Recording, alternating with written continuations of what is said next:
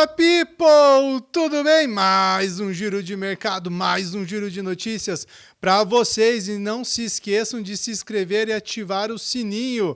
Começamos com uma semana muito agitada. Julgamento de Bolsonaro, a primeira notícia, e muito impactante, porque está previsto para a semana que vem acabar o julgamento e provavelmente ter a sentença. E daí provavelmente nós teremos aí Bolsonaro sentenciado à prisão. É a expectativa, é um julgamento aí praticamente de cartas marcadas, né? Então, o STF abriu o primeiro dia de julgamento, Moraes fez uma leitura ali muito impactante, disse que não cederá a pressões, sutilmente citou a questão ali dos Estados Unidos e a pressão que ele exerce através de Trump com a lei Magnitsky sobre o Bolsonaro e também a possibilidade de aplicar a lei Magnitsky sobre os outros integrantes do STF, algo que nessa semana não ocorreu, mas há uma expectativa que isso ocorra de modo em tempo real, conforme saiam ali a leitura dos votos.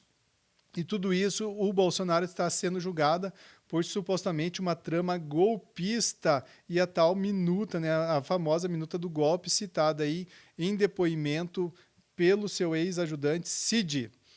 E, ao mesmo tempo, o Congresso Nacional está articulando e está possivelmente conseguindo concretizar uma anistia. Agora, a grande pergunta que fica, que tipo de anistia e qual que é a amplitude dela? O PL, partido do Jair Bolsonaro, diz que precisa que seja uma anistia ampla e restrita, o que impactaria uma anistia desde 2019, o que alcançaria também, teria impacto sobre a condenação no TSE do Bolsonaro, naquele caso dos embaixadores, e neste caso, Bolsonaro ficaria livre, né? Passando essa anistia mais ampla, ficaria livre para concorrer o ano que vem nas eleições. Mas o STF, através de interlocutores e reuniões, já disse que se passar a anistia, possivelmente ela seja judicializada e no STF ela acaba sendo derrubada. Eles vão julgar isso inconstitucional e eles entendem que a anistia não deveria servir para crimes contra o Estado de Direito. Quem está apoiando a anistia os partidos de centro e direita, principalmente o PL, mas ele tem uma divergência. Na Câmara dos Deputados ela tem um apoio para ser irrestrita e no Senado, Alcolumbre já disse que no Senado não deve passar isso e ele está tentando pautar uma anistia mais restrita antes que seja pautado essa anistia mais ampla na Câmara dos Deputados. Qual que é o entendimento do Alcolumbre? Que se ele pautar antes a anistia, né, o modelo de anistia, essa anistia mais restrita, possivelmente ela que vai caminhar. Então, aqui chegar antes acaba tendo prioridade, então ele quer conseguir pautar isso antes no Senado. Falando sobre o crime e os desdobramentos, né, da investigação da Polícia Federal sobre o PCC e os seus braços financeiros, onde atingiram a REAG e também alguns bancos ali na Faria Lima, o presidente do Banco Central, o Galípolo, falou sobre isso hoje, abre aspas. Antigamente, quando tinha assalto a um carro forte ou a um banco, ficava mais evidente porque você via isso fisicamente.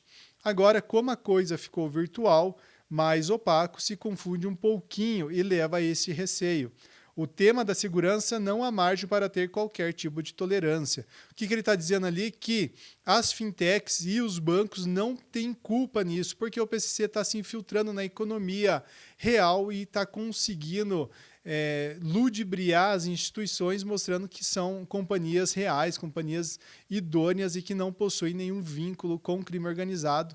E com isso elas estão conseguindo se perpetuar, lavar dinheiro e crescer e também conseguindo colocar aí parte do capital deles dentro de fundos de investimento e retornando esses investimentos através desses fundos para a economia real. Então, um grande processo, aí o PCC se tornando praticamente uma máfia.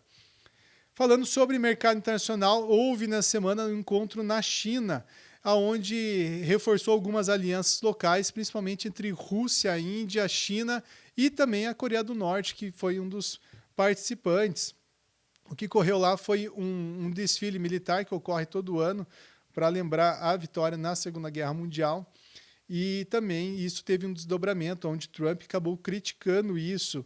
O que ele disse antes, tá? Ele falou na véspera do encontro, ele acusou os 3 países, Índia, China e Rússia, de conspirar contra os Estados Unidos da América. E hoje Trump disse que perdeu a Rússia e Índia para uma sombria China e que eles tenham um longo futuro juntos. Trump aí sentindo o impacto desse encontro deles. Sobre o mercado internacional, a Tesla ainda propõe uma remuneração recorde de $1 trilhão. Você não ouviu errado, hein? $1 trilhão a Elon Musk, vinculado a metas de IA e robótica para os próximos 10 anos. Mas de que forma que isso viria? Aumento de capital do percentual que Musk já possui da Tesla, aonde eles estão projetando que a Tesla poderia chegar a um valor de mercado por volta de $8,6 trilhões, o que seria 8,6 vezes maior do que eles possuem de valor de mercado hoje, e com isso Musk passaria tranquilamente a casa do $1 trilhão em fortuna pessoal, contando a sua participação de 25%, se aumentar. Hoje ele não possui ainda 25%. Falando sobre mercado financeiro, o dólar hoje operando em baixa de 0,58, cotado a 5,41, uma leve queda na semana de 0,25. Ibovespa operando em estabilidade nos 142 mil pontos, 627 mil pontos, 142.627 mil pontos, na semana em alta de 0,84. E o Bitcoin com alta de 3,46%, cotado a $111.520. Sobre o mercado financeiro, nessa semana o Banco Central acabou negando a aquisição do Banco Master pelo BRB, o Banco de Brasília, um banco estatal de Brasília. Eles alegaram que há possíveis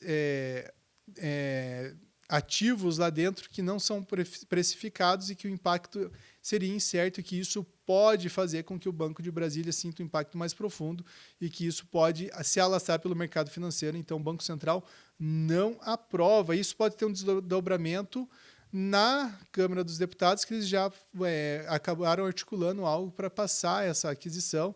Há um grande lobby aí do dono do Master, que é o Daniel Volcaro, tem um grande tráfego em Brasília, mas isso provavelmente não deve passar. O que deve ocorrer é que o Banco de Brasília deve comprar os ativos, alguns ativos aí do Master, e possivelmente o FGC deve assumir aí uma perda muito grande caso esses ativos que eles dizem possuir não se concretizem, que não tenham liquidez.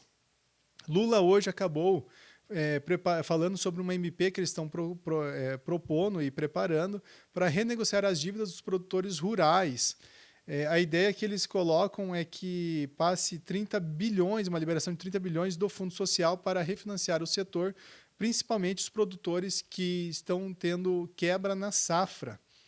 Falando sobre o agro ainda, a União Europeia reconhece o Brasil como livre da gripe aviária e retira a suspensão sobre o frango. Agora, o único país de grande impacto ainda sobre as exportações brasileiras que ainda restringe ainda a importação do frango brasileiro é a China. O Brasil hoje, terceiro maior produtor do mundo do frango, atrás apenas dos Estados Unidos e China, que são os primeiros colocados, os maiores produtores.